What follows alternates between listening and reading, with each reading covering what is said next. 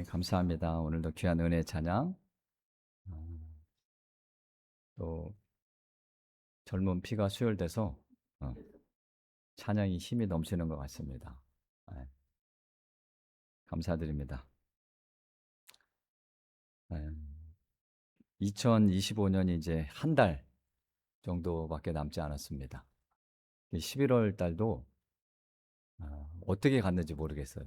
그냥 눈을 떴다 감았는데 11월 30일이 된 것 같아요. 참 시간이 참 빠릅니다. 지난 수요일에도 말씀드렸는데 제 딸이 아빠 요즘 시간이 너무 빨리 가는 것 같다고. 12살 먹은 애가 그런 얘기를 하니 뭐 우리는 오죽하겠습니까? 이제 남은 한 해 주님의 은혜 안에서 우리가 또 잘 마무리하고 또 새해를 또 지혜롭게 맞이했으면 좋겠습니다. 오늘 그 말씀의 주제는 사랑이에요. 이 사랑에 대한 얘기를 좀 하려고 해요. 이 성경을 이 66권을 한마디로 요약하면 하나님을 사랑해라, 그리고 이웃을 사랑해라 라는 말씀입니다. 자, 그런데 어떻게가 문제죠. 어떻게 해야 우리가 하나님을 사랑할 수 있고 어떻게 해야 우리가 이웃을 사랑할 수 있는지 성경은 어떻게 그 부분에 대해서 말하고 있는지에 대한 말씀을 나누면서 우리가 하나님을 사랑하고 이웃을 사랑하며 살아가고 있지만 조금 더 지금보다 더 사랑할 수 있는 길을 함께 찾아봤으면 좋겠습니다. 어느 날 이 율법을 잘하는 사람이 예수님을 찾아오죠. 그래서 질문해요. 선생님, 율법 중에서 어느 율법이 제일 큽니까? 자, 유대인들이 지키는 율법을 책으로 정리해 놨는데 무려 613가지나 됩니다. 그래서 그 당시에 율법사들은 모일 때마다 자, 하나님의 이 많은 율법 중에 어떤 율법이 가장 크고 중요한가에 대해서 서로 논쟁을 하기도 했다고 해요. 그래서 이 사람이 또 뭐 개인적으로 궁금해서일 수도 있겠지만 예수님을 시험하려고 그런 질문을 던졌던 겁니다. 그래서 뭐라고 대답하시냐면 구약의 두 군데 말씀을 인용해서 말씀하셔요. 먼저는 신명기 6장 5절에 있는 말씀으로 하나님을 이렇게 내 마음을 다하고 목숨을 다하고 뜻을 다해서 주 너의 하나님을 사랑하라 라는 말씀을 하셨고 이게 크고 첫째 되는 계명이다. 두 번째는 레위기 19장에 있는 말씀으로 내 이웃을 내 자신과 같이 사랑하라 라고 말씀을 하신 거예요.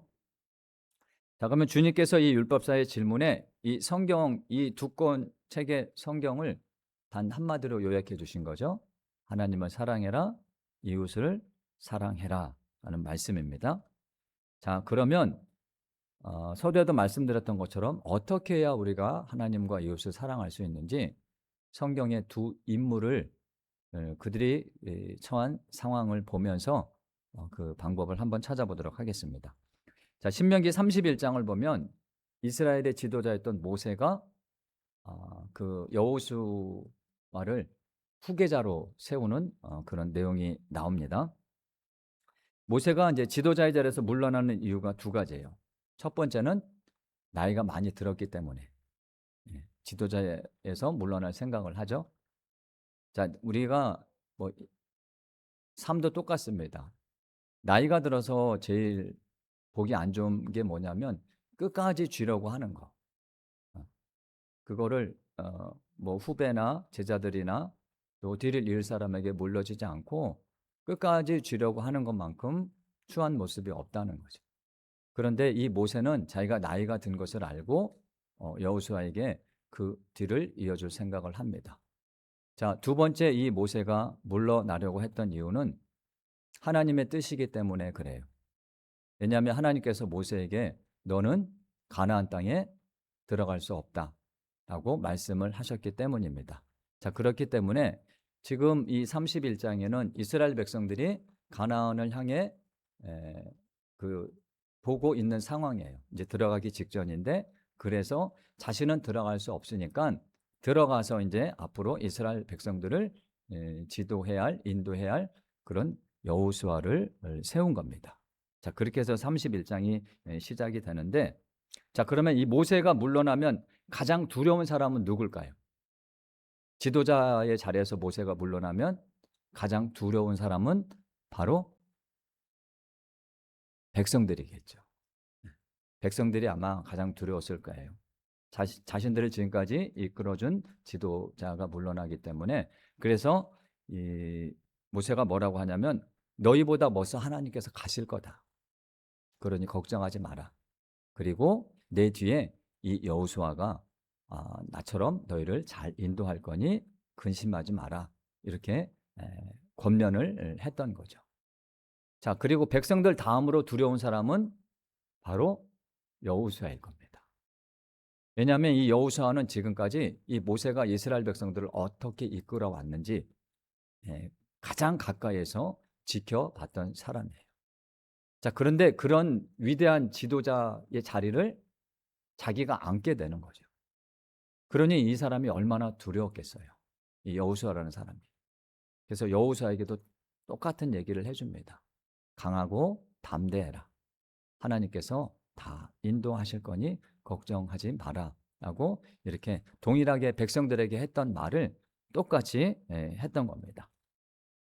자, 지도자란 바로 이런 사람이죠. 자신의 안위보다 백성들을 먼저 생각하고 그리고 그 뒤를 이을 후계자를 세워주는 사람이 바로 온전한 지도자라고 할 수 있다는 겁니다.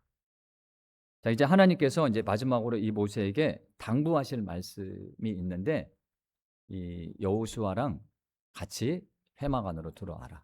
내가 너희에게 마지막으로 할 말이 있다. 하면서 그들을 회막으로 부르십니다. 그 내용을 한번 우리 같이 볼게요. 신명기 31장을 한번 보겠습니다. 자, 회막 안에서 이 모세와 여호수아에게 어떤 말씀을 하셨는지 신명기 31장을 한번 보겠습니다. 31장 14절을 보면 그렇게 말씀하시죠. 여호와께서 모세에게 내가 죽을 기한이 가까웠다. 그러니까 여호수아를 불러서 함께 회막으로 와라 라고 말씀을 하십니다. 자, 이 회막에 이 두 사람을 불러서 하나님이 뭐라고 말씀하시냐면 이스라엘 백성들에게 앞으로 일어날 일들에 대해서 말씀을 해 주시는데, 자, 그게 희망적이면 얼마나 좋을까요? 그런데 절망적이라는 거예요. 그들의 미래가, 이스라엘의 미래가 절망적이라는 건데, 자, 보세요. 모세가 분명히 백성들에게도 여호수아에게 말했어요. 하나님께서 너희를 가나안 땅으로 인도해 주실 거다. 젖과 꿀이 흐르는 땅으로 인도해 주실 것이고 너희보다 먼저 가실 거다. 그러니 안심해라 라고 말했는데, 왜 이스라엘 백성들의 미래가 절망적인지 한번 보겠습니다. 자, 그들을 불러서 말씀하신 내용이 31장 16절에서 18절이에요. 어떤 말씀을 하셨는지 제가 읽어볼 테니까 한번 잘 들어보세요. 여호와께서 모세에게 이르시되 너는 내 조상과 함께 누우려니와 이 백성은 그 땅으로 들어가 음란이 그 땅의 이방 신들을 따르며 일어날 것이요 나를 버리고 내가 그들과 맺은 언약을 어길 것이라. 내가 그들에게 진노하여 그들을 버리며 내 얼굴을 숨겨 그들에게 보이지 않게 할 것인즉 그들이 삼킴을 당하여 허다한 재앙과 환란이 그들에게 임할 그때에 그들이 말하기를 이 재앙이 우리에게 내리면 우리 하나님이 우리 가운데 계시지 않은 까닭이니 아니냐 할 것이라. 또 그들이 돌이켜 다른 신들을 따르는 모든 악행으로 말미암아 내가 그때 반드시 내 얼굴을 숨기리라 라는 말씀을 하시죠. 자, 그러면 이 하나님께서 이스라엘 백성을 지금까지 인도하셨는데 이스라엘 백성들이 하나님을 배반한 이유가 뭘까요? 왜 그들은 하나님을 배반했는지 그 구체적인 이유가 뭔지 우리 20절을 한번 같이 읽어보겠습니다. 신명기 31장 20절 시작. 내가 그들의 조상들에게 꿀이 흐르는 땅으로 그들을 인도하여 드린 후에 그들이 먹어 배부르고 살찌면 돌이켜 다른 신들을 섬기며 나를 멸시하여 내 언약을 어기리니. 자, 이스라엘 백성들이 하나님을 배반한 이유가 뭡니까? 그들이 먹어 배부르고 살쪘기 때문입니다. 그들이 먹어 배부르고 살찝니다. 먹고 사는데 아무 문제가 없습니다. 하나님이 없어도 내 힘으로 살 수 있을 것 같습니다. 아니, 살 수 있습니다. 그러니까 하나님 외에 다른 것에 눈을 돌리기 시작하죠. 하나님보다 더 좋은 것이 보이기 시작합니다. 자, 오늘날 적지 않은 그리스도인들이 교회를 떠나는 이유가 먹고 배부르기 때문 아닐까요? 부인할 수 없습니다. 내 힘으로 충분히 살 수 있기 때문에 하나님이 필요 없습니다. 간절함이 없어요. 자, 그러면 우리가 먹고 배부를 때 어떻게 해야 우리가 하나님을 신뢰하고 사랑할 수 있는지, 하나님만을 사랑할 수 있는지 한번 보겠습니다. 하나님께서 너희가 먹고 배부를 때 나를 떠나 다른 신을 섬기게 될 것이다 라고 하신 말씀은 예전에도 이 똑같은 말씀을 하셨어요. 예전에도 그 같은 말씀을 하셨는데 우리가 그 내용을 보고 어떻게 해야 우리가 그 먹고 배부를 때도 하나님을 사랑할 수 있는지 한번 그 말씀 안에서 찾아보겠습니다. 신명기 8장을 한번 볼게요. 예전에 하신 말씀 신명기 8장을 보겠습니다.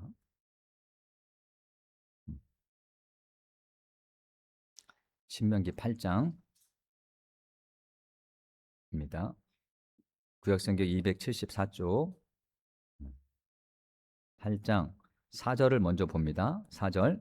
자, 이 40년 동안에 내 의복이 헤어지지 않았고 내 발이 부르트지 않았다라고 말씀하시죠. 7절에서 9절도 보겠습니다. 내 하나님 여호와께서 너를 아름다움에 이르게 하시나니 그곳은 골짜기든지 산지든지 시내와 분첨과 샘이 흐르고 물이 넘친다는 거죠. 밀과 보리의 소산지요 포도와 무화과와 석류와 감람나무와 꿀의 소산지라. 내가 먹을 것에 모자람이 없고 내게 아무 부족함이 없는 땅이며 그 땅의 돌은 철이요 산에서는 동을 캘 것이라 라고 말씀하신 거예요. 40년 동안 강하에서 너희가 옷이 헤어지지 않았고 먹을 것이 부족하지 않았다. 자, 가나안 땅에 들어가서도 그렇게 충분하게 너희가 부족함 없이 살게 해주신다는 축복의 말씀입니다.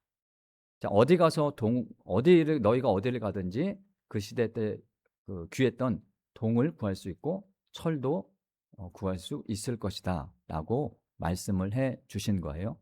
자, 그러면 이 상황이 어떤 상황입니까? 먹고 배부른 상황이죠. 자, 그때 이스라엘 백성이 반드시 해야 하는 것이 있습니다. 먹고 배부를 때. 자, 그게 이제 두 가지로 본문에서 정리되는데 첫 번째가 10절이에요. 먹고 배부를 때 해야 될 게 뭔지 10절을 한번 같이 읽어볼까요? 10절 시작. 내가 먹어서 배부르고 내 하나님 여호와께서 옥토를 내게 주셨으므로 말미암아 그를 찬송하리라. 내가 먹어서 배부를 때 뭐 하는 겁니까? 하나님의 은혜를 기억하면서 찬양하고 예배드리는 거죠. 먹고 배부를 때. 두 번째, 먹고 배부를 때 해야 할 게 이어서 나옵니다. 11절도 같이 읽어봅시다. 11절 시작. 내가 오늘 내게 명하는 여호와의 명령과 법도와 규례를 지키지 아니하고 내 하나님 여호와를 잃어버리지 않도록 삼갈지어다. 먹고 배부를 때 우리가 해야 될 일, 하나님의 말씀대로 살면서 하나님을 잊지 않는 거죠. 항상 하나님을 마음에 두고요 사는 겁니다. 자, 그런데 보세요. 자, 인간이 먹고 배부르면 어떻게 될까요? 하나님 말씀대로 이렇게 10절, 11절 말씀대로 할 수 있을까요?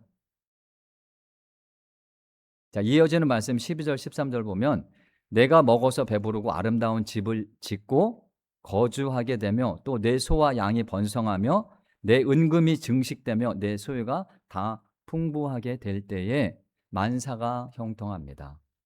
아름다운 집을 짓죠. 부족한 것이 없습니다.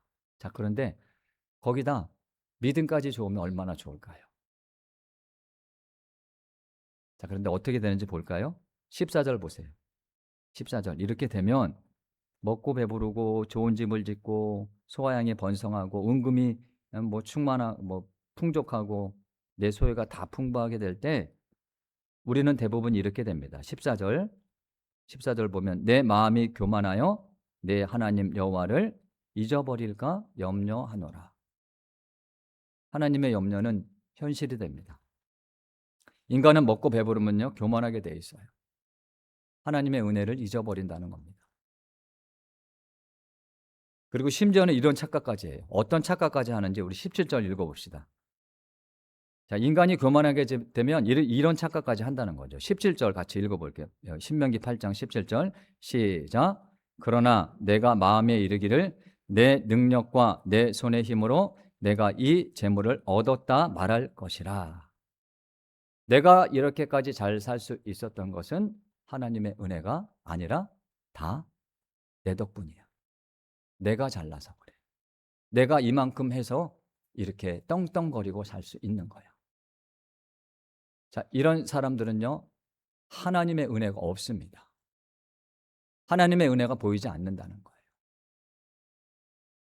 내가 잘나서 이만큼 산다고, 이렇게 산다고 착각까지 할 수 있다는 겁니다.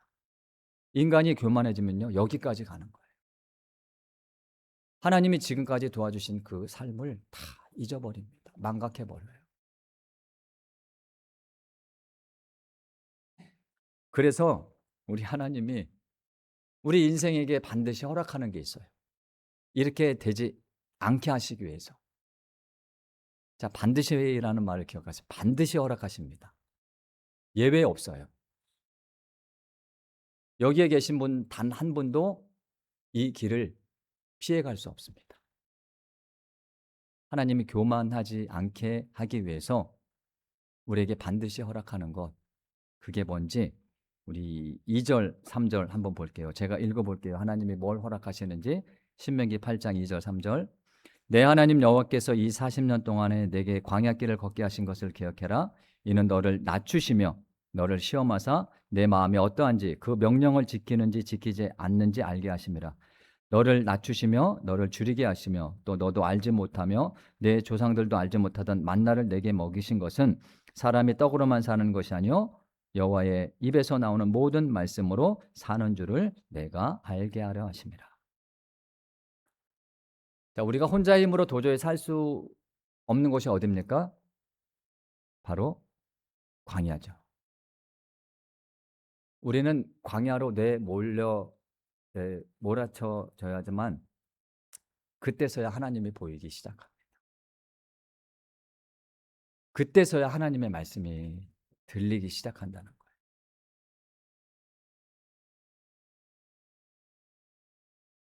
자, 그래서 이 먹고 배부를 때 우리가 하나님을 찬양하고 또한 먹고 배부를 때 하나님의 말씀을 더 가까이 하면서 그 말씀대로 살려고 하는 것, 그게 어디든지 그게 바로 하나님을 사랑하는 길입니다. 예수님이 제자들에게 예수님이 내가 내 아버지 하나님을 어떻게 사랑하는지에 대해서 말씀하신 대목이 있죠. 요한복음 15장 10절에 제자들에게 이렇게 말씀하셨어요. 내가 아버지의 계명을 지켜 그의 사랑 안에 거하는 것 같이 너희도 내 계명을 지키면 내 사랑 안에 거하리라. 예수님이 하나님의 그 말씀대로 살기 때문에 하나님의 사랑 할 수 있다고 말씀하신 거죠. 우리가 예수님을 사랑하는 것도 동일한 겁니다. 하나님 말씀대로 사는 것, 예수님 말씀대로 사는 것, 순종하며 사는 것, 그게 바로 하나님을 사랑하는 길이라는 거예요.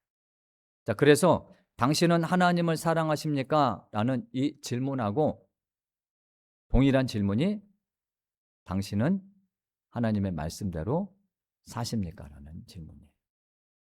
자, 우리가 여러분은 하나님을 사랑하십니까? 라면 쉽게 모두 아멘 할 수 있죠. 근데 똑같은 의미예요. 여러분은 하나님의 말씀대로 사십니까? 하면 그 전 질문과 똑같이 아멘 하죠?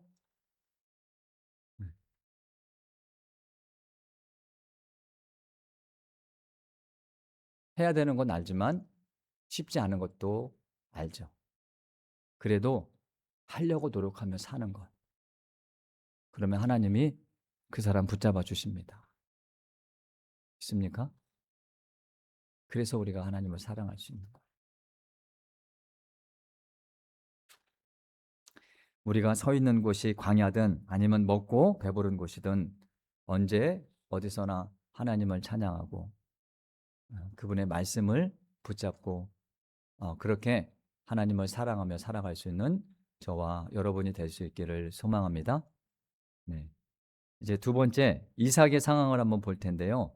이 이삭의 상황을 보면서 우리가 이 세상에서 어떻게 이웃을 사랑하며 살아갈 수 있는지 그 상황을 한번 보겠습니다. 창세기 26장으로 한번 가봅시다. 창세기 26장.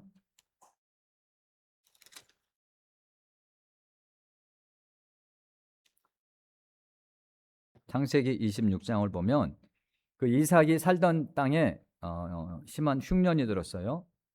그래서 이 이삭이 애굽으로 먹을 것을 구하려고 내려가려고 하는데 하나님께서 내려가지 마라 라고 말씀을 하시죠. 그래서 그 중간에 이제 그랄이라는 곳에 거주하는데 이 그랄에도 심한 흉년이 들었기 때문에 이삭이 애굽으로 내려가려고 했던 것 같아요. 근데 하나님이 막으신 거죠, 그 길을. 네. 그래서 순종합니다. 내려가지 않고 순종해서 그 땅에서 농사를 짓는데 무려 100배의 결실을 맺었다고 그렇게 기록되어 있죠. 자, 그러니까 흉년의 땅에서 그가 부자가 된 겁니다. 거부가 될 수 있었던 거예요. 자, 그런데 문제는 하나님께서 복을 주셔서 이삭이 거부가 되니까 주변 사람들이 시기가 시작됩니다. 이제 배가 아프기 시작한 거예요. 네. 자신들은 이제 흉년의 땅에서 먹고 살 것도 없는데 이 이삭만 잘 되니까 너무 배가 아픈 겁니다. 자, 그래서 이 사람들이 그 주변에 있던 사람들이 이 이삭이 우물을 파면 흙으로 덮어버리죠. 파면 덮고 파면 덮고 그리고 여기서 떠나라고 얘기를 합니다. 그 땅에 있는 왕마저도 이삭을 떠나라고 얘기를 합니다. 자, 그래서 이제 이삭이 이 그랄 땅 자기가 거주했던 곳을 떠나서 새 곳에 가서 장막을 치고 새 삶을 시작하죠. 자, 거기에서 이 아브라함이 팠던 우물을 만나게 되고 거기서 그 우물을 다시 팝니다.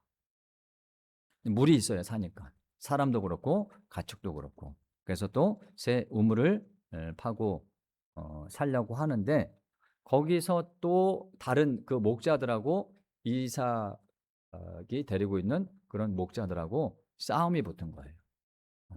서로 이제 자기 우물이라고 우겼겠죠. 네 거네 내 거네 하면서 싸웠던 모양이에요. 자, 이삭이 살고 있는 이 그랄 땅은 사막과 같은 거의 사막과 같은 곳이죠. 그래서 물이 있느냐 없느냐에 따라서 살 수 있느냐 아니 그렇지 못하느냐가 아주 중요한 그게 바로 우물인데 자, 그러면 누가 이 우물을 달라고 하면 어떻게 되죠? 이 우물이 없으면 내가 죽어요. 우리 가족이 죽어요. 그런데 다른 사람이 와서 이 물을 내 거라고 달라고 해요. 그러면 어떻게 해야 될까요?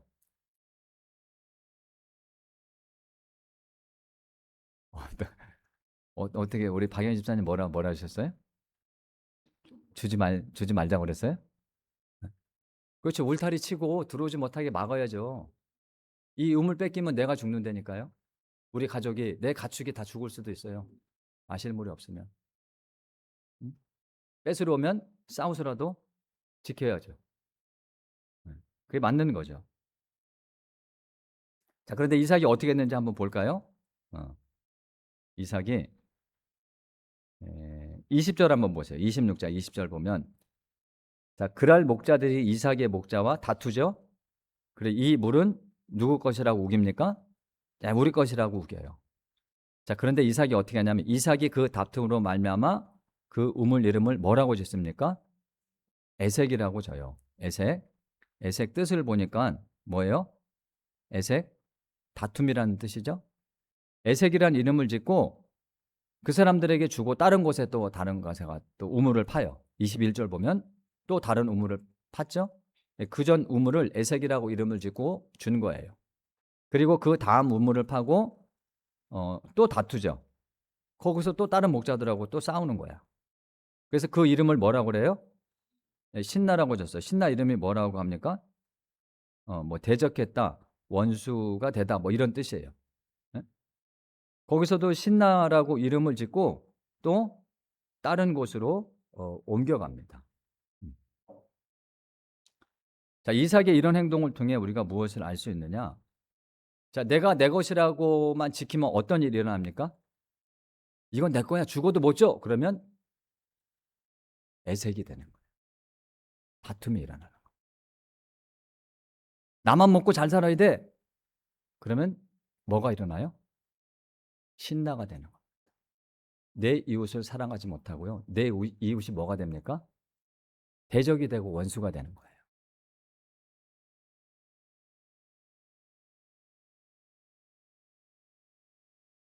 자, 그러면 모든 것이 내 것이라고 하면은 심지어는 오늘날 보세요. 부모님 유산 갖고 형제들이 싸우잖아요. 맞죠? 어디까지 갑니까? 법정까지 가요. 법정까지. 서로 내 것이라고 하니까 뭡니까? 형제 간에도요. 애색이 있고 신나가 있는 거예요. 부모 자식 간에도 똑같습니다. 그 돈 가지고 부모 자식 간에도 원수가 될 수 있다는 거예요.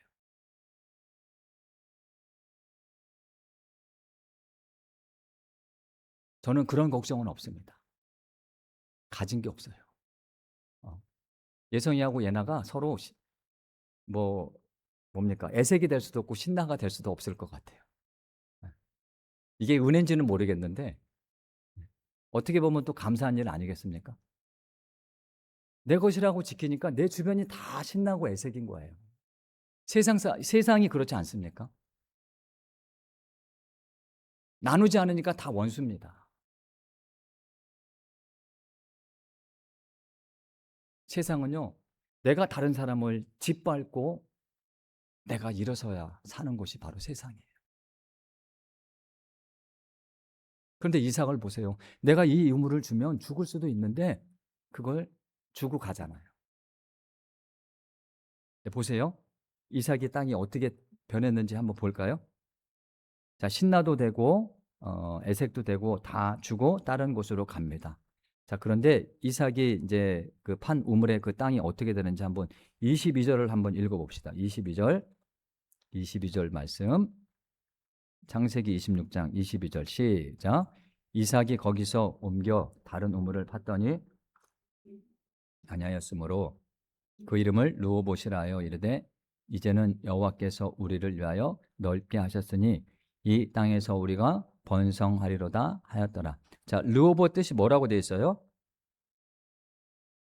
네, 각주를 보니까 장소가 넓어졌다고 하죠. 네? 보세요. 다른 사람들한테 다 나눠주고 나면 내가 사는 땅이 좁아지고 내가 가진 게 적어질 것 같은데 어떻게 됩니까? 오히려 그곳이 르호봇이 됐다는 거예요. 자, 우리가 믿는 하나님이 바로 이런 하나님이라는 겁니다. 이 멋지지 않습니까? 내 것이라고 움켜쥐려고 하니까 항상 애색이 있고 신나가 있는데 그거를 나눠주니까 하나님께서 그 땅을 뭘로 바꿔주셔요? 애색도 아니고 신나도 아니고 르호봇으로 바꿔주신다는 거예요. 이게 얼마나 큰 축복입니까? 자, 여러분의 땅은 어떤 곳입니까? 애색입니까? 신납니까? 르호봇입니까?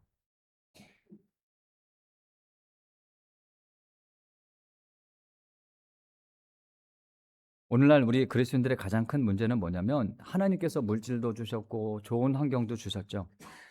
네? 자, 그런데 뭐 교회 안에서는 거룩한 척하면서 세상에 나가서는 내 것을 지키려고 내 주변을 다 애색으로 만들고 신나로 만든다는 거예요.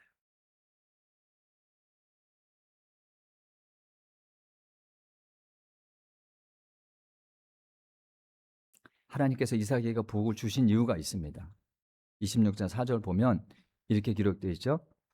이삭을 축복해 주시는 이유가 뭐냐면 내 자손은 하늘의 별과 같이 번성하게 하며 이 모든 땅을 내 자손에게 주리니 내 자손으로 말미암아 누가 복을 받으리라? 예, 내 자손으로 말미암아 천하 만민이 복을 받으리라. 하나님을 믿는 사람들은요, 예수님을 믿는 사람들은 나로 말미암아 내 주변에 있는 사람들이, 이웃들이 복을 받을 수 있는 길을 열어가야 한다는 거예요. 자, 그래서 하나님이 축복을 주시는 거죠. 믿습니까? 네. 그러니 이삭처럼 나눌 수 없는 상황이잖아, 이삭이. 나눌 수 없는 상황에서도 나눴던 것처럼 우리도 그렇게 살려고 노력해 봅시다. 맞죠? 네. 저한테 주실 거 있으면 다 갖다 주셔도 돼요. 어. 네. 이게 이웃을 사랑하는 거예요. 다른 게 이웃을 사랑하는 게 아닙니다. 예수님이 너희가 하나님과 재물을 똑같이 섬길 수 없다고 말씀하셨잖아요. 근데 우리는 똑같이 섬기는 게 아니라 하나님보다 재물을 더 신으로 섬길 수도 있다는 거예요. 예수님이 그렇게 말씀하셨다는 것은 인간은요, 하나님과 재물을 동등한 위치에 놓고 본다는 거죠. 근데 더 놀라운 것은 동등한 위치도 아니고요, 이 재물이 하나님 위에 있다는 것.